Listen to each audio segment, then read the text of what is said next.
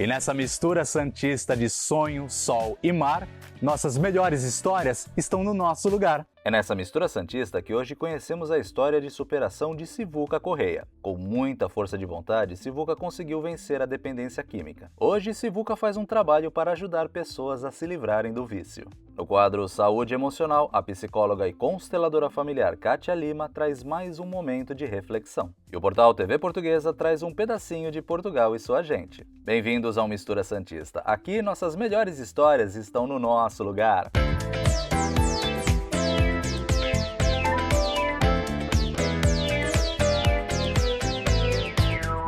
Eu sou o Sivuca, estou nesta mistura santista com você. Só por hoje, de verdade, uma sensação de bem comigo mesmo, um bem-estar, uma temperança. É bom demais. Como vai? Tudo bem, meu amigo? Prazer em conhecê-lo. Seja bem-vindo ao Mistura Santista. Nós gostaríamos muito de conhecer a sua história. Eu queria que você contasse para o público quem é o Sivuca. Eu, Sivuca, desde adolescente, né? Quando falo da minha adolescência, quando me volto ao passado, às vezes ainda dói um pouco ainda, né? Porque a gente vai lá atrás e aí a gente lembra, eu lembro, né? Da dificuldade da minha mãe e com meus irmãos, né? Nós éramos 6 irmãos e um pai. Mas pai esse que hoje eu entendo não era tão presente. Até porque o meu pai sofria naquela época, eu já adolescente, do alcoolismo.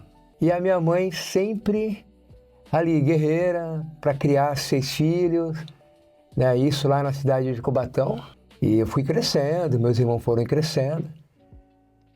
E em determinado momento, querendo ou não, na adolescência, a gente vai criando uma personalidade, né, de certa forma, já se perguntando por que essas coisas aconteciam com a gente, por que tanta dificuldade que nós passávamos, né? E eu via que todo mundo tinha um pai que buscava um filho nas escolas, e eu, como um filho, como estudante naquela escola, naquela cidade, meu pai não me buscava, a gente não podia contar com a presença do pai. Isso fez falta pra gente, né? Até porque eu precisava de uma referência. Então eu tinha uma referência no meu irmão, né, que é o Luiz. Ele é 2 anos mais velho que eu. Depois ele entrou no campo de Cubatão. E aí eu também queria ser patrulheiro, como ele era patrulheiro naquela cidade de Cubatão. E eu entrei no campo de Cubatão, que é o ciclo de amigos do menor patrulheiro, hoje fala o menor aprendiz. E com 13 anos de idade, quando eu percebi, eu estava estudando à noite, isso naquela época. Eu estou falando década dos anos 70, porque isso foi em 78.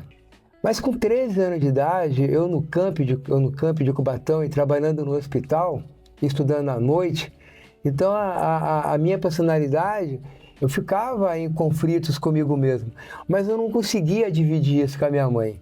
Eu não conseguia dividir isso com meus outros irmãos, né? E aí, quando eu fazia um trabalho no hospital e trabalhava com medicação, porque eu tinha que entregar os remédios nas alas, empurrava um carrinho com as medicações e em cada leito eu tinha que entregar os remédios. E isso começou a me chamar a atenção, porque eu perguntava pro chefe do almoxarifado que medicação é essa e para que fins, qual é o efeito. E aquilo me causou uma curiosidade. As coisas que eu estou falando agora é que eu acho que eu nunca falei para ninguém, né? Eu com 13 anos de idade, estava usando a anfetamina, né? Anfetamina, sim. Uma coisa medicamentosa que era para fins, né? Para estabilizar um quadro neurológico, né? Para melhorar o humor daquela pessoa, ou a depressão, ou outros fins. E eu, um garoto sadio, comecei a tomar aquelas medicações, né? E aquilo eu percebi que me tirou do ar. E eu gostei. Ficar fora do ar. quando eu chegava em casa, para minha mãe não perceber, ou um irmão, ou outra irmã mais velha que eu tinha, que é a Ana, eu não deixava eles se aproximarem de mim, eu ficava meio redio, meio agressivo, e não deixava ninguém se aproximar, e eu ia pro meu canto, escondido do campo, escondido da casa, escondido da mãe, porque ela não podia saber. Mas eu fumava um cigarro comum.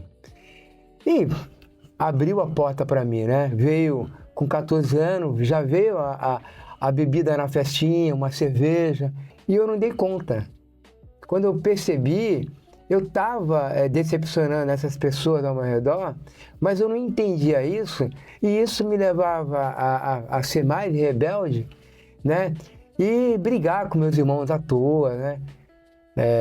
Por nada estava brigando. E a minha mãe tentando me ajudar, sempre atenta, os meus irmãos também, do jeito deles. Meu pai veio a óbito, né? Eu tinha 15 anos de idade, eu já estava com 15, 16 anos de idade. Tive essa perda, né? E naquela época eu não tive aquele sentimento, né? Da perda do meu pai, né? Com 18 anos, com 19 anos, eu já estava bebendo bebida alcoólica bastante, saindo muita noite, querendo fazer o que eu quisesse fazer, aquele papo de que ninguém manda em mim. Quando eu quiser eu paro, a vida é minha, não preciso, não uso nada com seu dinheiro. Aquele jovem, né, querendo dizer para todo mundo que eu tenho autonomia, que depende de mim. E aí, em dado momento, já com 20 anos de idade, eu comecei a me afastar. Eu já não estava mais conseguindo associar a vida esportiva e fumar aquela droga, usar e beber. Eu já estava andando com outras pessoas e eu fui largando tudo aquilo que eu gostava. Casei, mas eu não parei de usar droga. Né? Eu não admitia. E também eu manipulava a mãe, então eu comecei a manipular a esposa. Minha mãe faleceu, minha mãe era funcionária pública, faleceu. E foi um dia muito difícil para mim. Me deu algo na cabeça e falou, liga para tua mãe, liga para a enfermaria para saber como é que tá sua mãe. E quando eu liguei, a enfermeira, você é o que dela? Eu falei, sou filho. Ah, você é filho, né? Você sabe como sua mãe estava, né? Tal. A sua mãe faleceu, acabou de falecer. Eu soube da morte da minha mãe através de um telefonema que eu dei para o hospital. A droga, ela estava dentro de mim e eu busquei na droga mais refúgio. Eu cheguei com muita droga em casa. Muita droga em casa. E a minha esposa perguntou, o que é isso? E eu, muito louco, alucinado, mergulhado na droga, a droga me usando. Falei para minha esposa, você não está vendo? Isso aqui é droga. Então eu tinha perdido o respeito por mim, por ela e pela minha família, pela minha casa, pelos meus filhos. E aí a minha esposa, naquele dia, ela falou, ela pegou um filho de um lado, ela fez algo que ela nunca tinha feito. Ela pegou um filho de um lado, pegou do outro, falou, vou embora. Fica aí no apartamento, morava no apartamento. Quando você morrer, eu volto aqui para te enterrar. Tô indo embora. E aí eu tava usando droga, muita droga em casa, usar droga injetável, usando a droga de preferência, chapado, alucinado. E teve uma noite que não tinha mais droga nenhuma e não tinha mais o que eu pegar para vender na madrugada. E eu falei com Deus. Eu falei com Deus. Olhei pro céu, olhei pro teto, falei, Deus, é para mim morrer dia 12 de março de 98. Não quero usar droga nunca mais. Eu tava desesperado. Não quero usar droga nunca mais. Calma, só por hoje. Você não vai usar droga hoje. Amanhã é outro dia, a Deus pertence, um dia de cada vez. Eu falei, esses caras tão loucos. E era uma programação chamada 12 Passos, do Alcoólicos Anônimos e também das Irmandades, de DNA e outras Irmandades. Eu comecei a entender aquilo. E aí eu comecei a ficar limpo, um dia de cada vez, passei pela desintoxicação, e é isso. E essa chave, quando virou a chave? Na dor. Precisava mudar a minha vida, precisava resgatar minha autoestima, meus valores, voltar a ser aquela pessoa feliz que eu era, sabe? O sentimento de querer ser pai, querer ser marido, querer voltar a trabalhar. Eu queria aquilo. A minha dependência química, eu entendi que é uma doença crônica, fatal, incurável e progressiva. Mas ela podia ser detida, ela podia ser estacionada e eu podia parar ela. Então hoje eu tô limpo, Zé. 27 anos, 8 meses e alguns dias e algumas 24 horas sem fazer uso de nenhuma droga, de álcool e outras drogas que venha alterar e que venha modificar as minhas sensações e que venha alterar o meu humor e mudar o meu comportamento. Liberdade. Liberdade. O sentimento de liberdade. Poder fazer as coisas que eu quero fazer, que vai me deixar bem comigo mesmo. São coisas saudáveis para o meu organismo, para meu corpo, para a minha mente. Liberdade. Liberdade. Só por hoje. Livre. Livre do uso das drogas psicoativas. Livre. E hoje, vida nova. Uma nova maneira de viver. Limpo. Sereno. Falo da entidade Kardec com o maior prazer. A gente precisa ajudar as famílias. As famílias sofrem. E foi implantado em Cubatão a entidade Kardec. No começo... Explica para o pessoal o que é Kardec. Kardec, quando começou, era Centro Ambulatorial à Dependência Química. Houve algumas mudanças devido às mudanças de legislação social, e aí teve que mudar o nome, né? Mas ficou o logo Kardec, que não perdeu o nome, mas agora é Centro de Apoio, Desenvolvimento e Qualificação, acolhendo familiares, orientando familiares, oferecendo apoio emocional, atendimento individual, atendimento de grupo, que lá tem profissionais, voluntariados, que passaram por Kardec e passam pelo Kardec, né? Tem serviço social, tem psicólogo. Hoje, né, eu sou terapeuta em dependência química e também aconselhamento ao codependente, que é a família. Eu quero agradecer toda a família Kardec que nos apoia, que abraçaram a causa. Obrigado, família. Como é que você vai mudar? Se você tiver gratidão. Se você não tiver gratidão, você não vai mudar. Você acha que as pessoas que estão aqui têm a obrigação de servir você. Mas elas vão além de servir vocês. Elas têm compromisso com a vida de vocês. Eu te convido agora a dar uma mensagem, principalmente para os jovens, né? Que talvez tenham alguma dúvida em relação a tudo isso que você contou. Principalmente para os jovens, aquele que nunca fez uso da substância, não usa. O perigo iminente de você usar uma determinada substância, seja o álcool ou outras drogas, é que você pode ficar doente e você pode vir a ganhar, a desenvolver a dependência química, né? Então, continua com a sua resiliência, pede orientação para o seu pai, pede ajuda, mas não pensa você e não busca na droga a solução.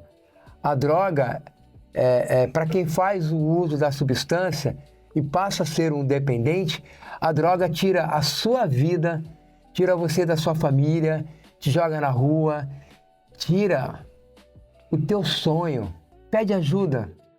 Não precisa ter vergonha e nem ficar no orgulho. Sabe por quê? Não é uma fraqueza. Se você não consegue parar, é porque desenvolveu e progrediu a doença, ela tem que ser tratada. Eu sou milagre, tá? Fica aí essa minha certeza e gostaria que vocês não sofressem e não viessem a sofrer. Pede ajuda para alguém que você confia. Obrigado, Zé. Eu que agradeço, obrigado pelo seu depoimento, que sirva aí para aqueles que estejam assistindo. O Mistura Santista é isso, né? Cada vez a gente traz informação, prestação de serviço, e é assim que as coisas vão caminhar. Se Deus quiser, muita gente vai ver e vai assistir as tuas palavras, a tua experiência, que vai servir de exemplo para muitos. Gente, muito obrigado. Fiquem com Deus. Até mais.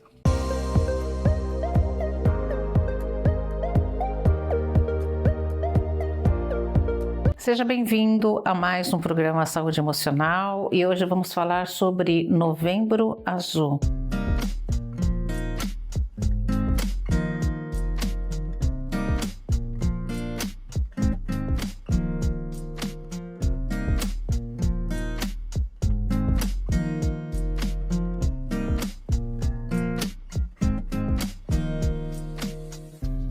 Novembro Azul é um tema da atualidade, né? A gente fala muito do Outubro Rosa e o Novembro Azul a gente ouve pouco a respeito, apesar de que ultimamente as pessoas têm comentado bastante. E o que é o Novembro Azul? Realmente é a prevenção, a saúde dos homens, a preocupação com relação ao câncer de próstata, especificamente. Essa campanha do Novembro Azul, ela nasceu na Austrália e agora hoje é uma campanha mundial. E a gente precisa tomar esse alerta. Novembro Azul é o mês mundial de combate ao câncer de próstata. O câncer de próstata, tipo mais comum entre os homens, é a causa de morte de 28,6% da população masculina que desenvolve neoplasias malignas.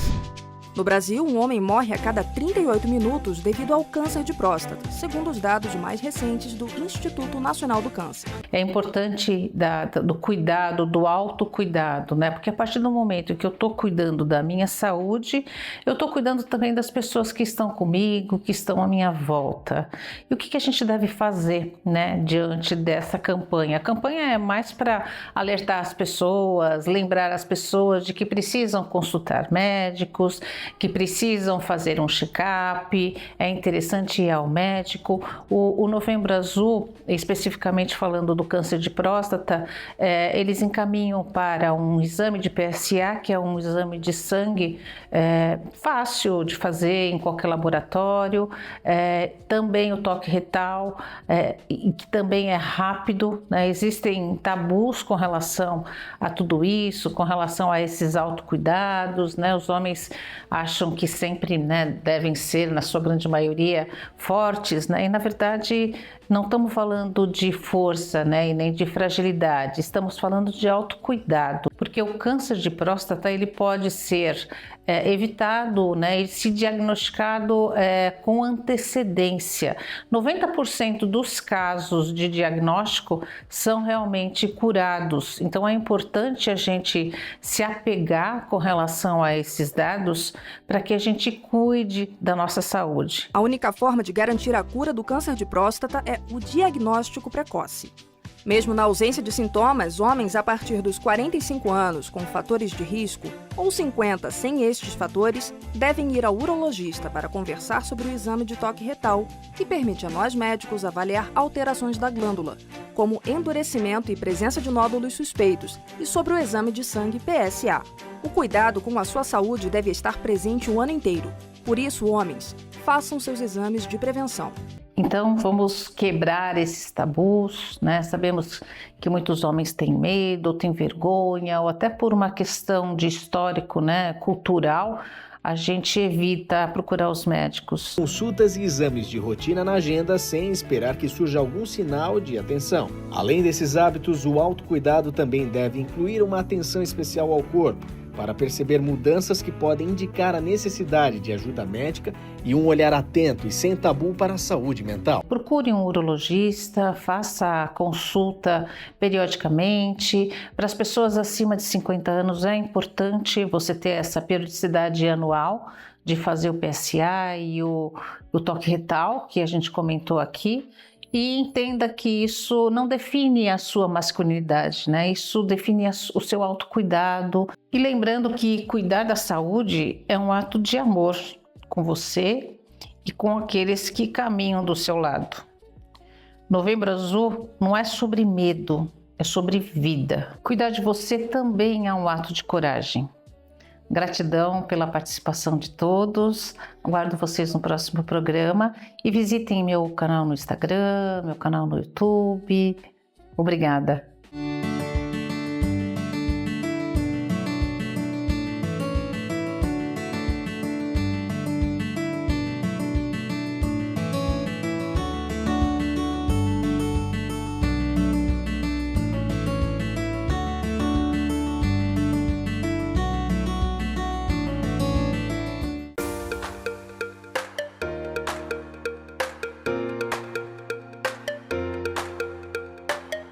Portugal e a sua gente.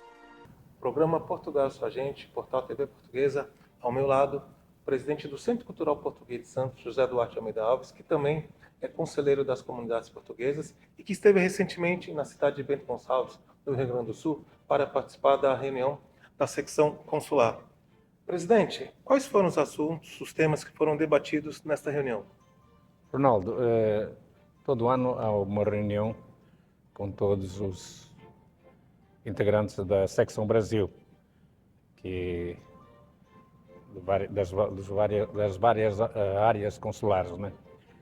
E normalmente ela é feita numa cidade onde todos se juntam. Nós temos a secção Brasil, temos o Conselho Regional, temos as comissões temáticas e o Conselho Permanente. Se reúne periodicamente online, né? Nós temos uma presencial que é sempre feita durante o ano em qualquer cidade que pertence à área consular. Se tratou bastante do atendimento consular, do recenseamento eleitoral, consulados, que passaram de consulados de vice-consulados a consulados. Inclusive eu fiz uma moção lá que o nosso consulado tinha que pertencer também a uma área consular, ou seja, um consulado, né? Não pertencer ao consulado de São Paulo, e porque nós temos 20 e poucos mil inscritos. A alegação é que estamos muito perto de São Paulo, mas sabemos que não é bem assim, porque, por exemplo, Salvador tem 13 mil inscritos e é consulado geral. Tratou-se especialmente do voto eletrónico, tá? Que a gente precisa de, mais uma vez, tocamos no assunto, que somos a favor do voto eletrónico, ou seja, ou pelas duas modalidades, ou pelas três, voto eletrónico, presencial e via postal.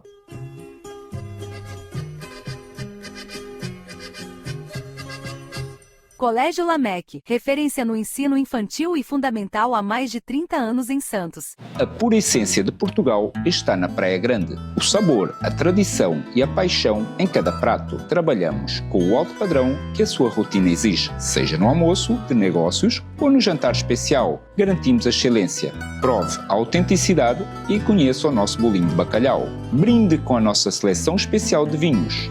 Não perca a oportunidade de viver essa experiência cultural. Restaurante O Cantinho de Portugal. Tradição e excelência na sua mesa. Faça já a sua reserva.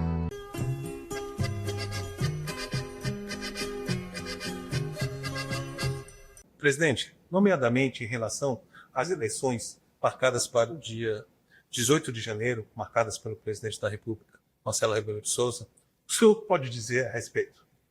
Bom, Ronaldo, o que eu posso dizer é o seguinte, é que eu convoco todos os portugueses inscritos no consulado que vão votar. É muito importante para a nossa região. Quantos mais votos nós tivermos, mais apoios nós teremos do governo português.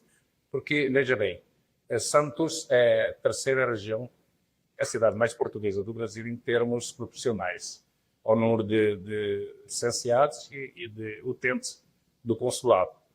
E as pessoas, muitas, como o voto não é obrigatório em Portugal, deixa para lá, não vão votar. E quando a gente precisa de alguma coisa, por exemplo, agora, para reivindicar o consulado, nós temos de ter os portugueses e os descendentes, portanto, vão no consulado votar. A gente, juntos somos mais fortes, para a gente poder, né, fazer reivindicações, não é? E por isso eu só convoco, no primeiro turno, em 18 de janeiro, vai ser presencial no consulado, que se dirijam ao consulado, façam um esforço, são 2 dias, é 17 e 18. Temos muita coisa para fazer ainda, para reivindicar. Nós não somos imigrantes, somos residentes fora do país e, portanto, nós temos os mesmos direitos que têm os portugueses. Se não votarmos, não podemos amanhã fazer qualquer crítica a um consulado ou qualquer coisa, né? Então, qualquer candidato ou ao governo. Vamos votar, gente. Portugal e a sua gente. Apoio Grupo Mendes, sempre construindo histórias. O Cantinho de Portugal, o melhor restaurante português do litoral. Hipercap Brasil.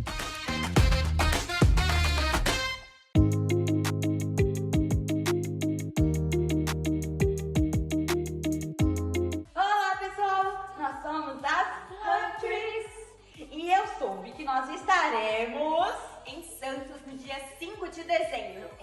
Para encontrar com os gatinhos do Saja Boys. Acabar com o Saja Boys! E nós contamos com a sua presença. Tchau, tchau!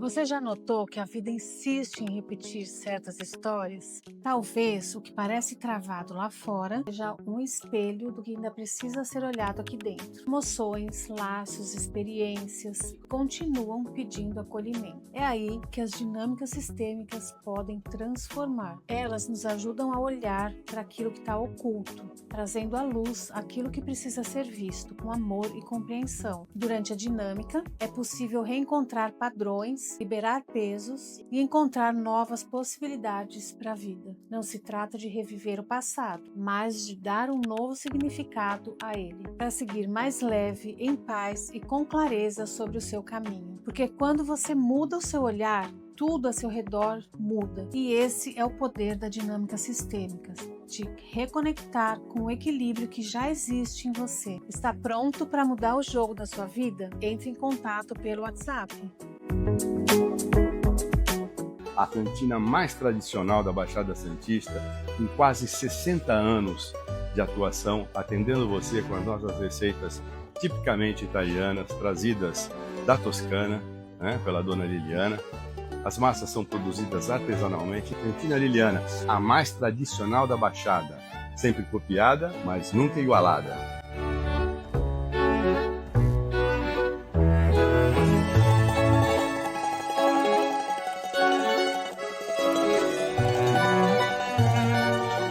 Você que tem um negócio em Santos, quer aparecer na TV? Sabe como? Fazendo parte do programa Mistura Santista. 90% de nossos clientes aumentaram o seu faturamento aparecendo na TV. Com linguagem dinâmica, contamos as melhores histórias com a nossa gente. Tanto pela TV quanto pelas redes sociais, não importa a sua atividade. A comunicação ágil do Mistura Santista é a visibilidade para seu produto ou empresa. Quer saber mais? Marque uma reunião presencial conosco. Nossas melhores histórias estão com a nossa gente e no nosso lugar pela tela da Santa Cecília TV. Esse foi o Mistura Santista. Muito obrigado pela audiência e até o próximo programa.